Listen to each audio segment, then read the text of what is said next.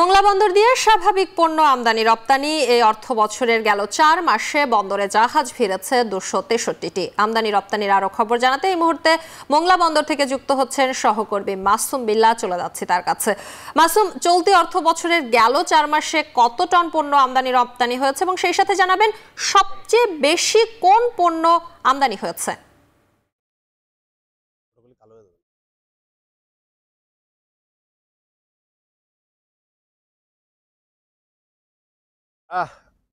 এই অর্থ বছরে যদি বলি বিগত ৪ মাসে মোংলা বন্দরে জাহাজ এসেছিল ২৬৩টি, আর এই মাসে নভেম্বর ১৭ তারিখ পর্যন্ত মোংলা বন্দরে জাহাজ এসেছে ৩৭টি।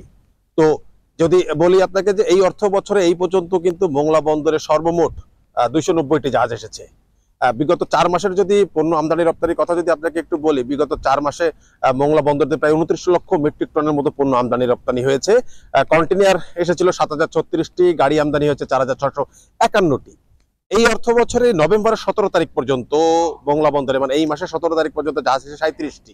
যে ৩৭টি জাহাজে পণ্য আমদানি রপ্তানি হয়েছে ৫,১১,৬৫৩ মেট্রিক টন, কন্টেইনার এসেছে ৪১৯টি।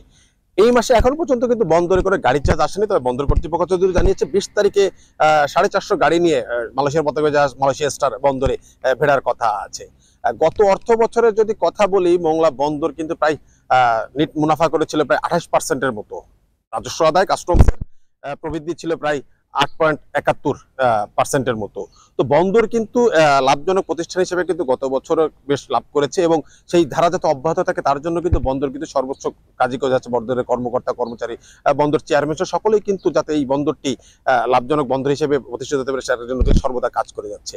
আজকে কিন্তু মোংলা বন্দরে এখন পর্যন্ত ৫টি জাহাজ অবস্থান করছে। এই 5টি জাহাজের মধ্যে সার ও কয়লা জাহাজ আছে।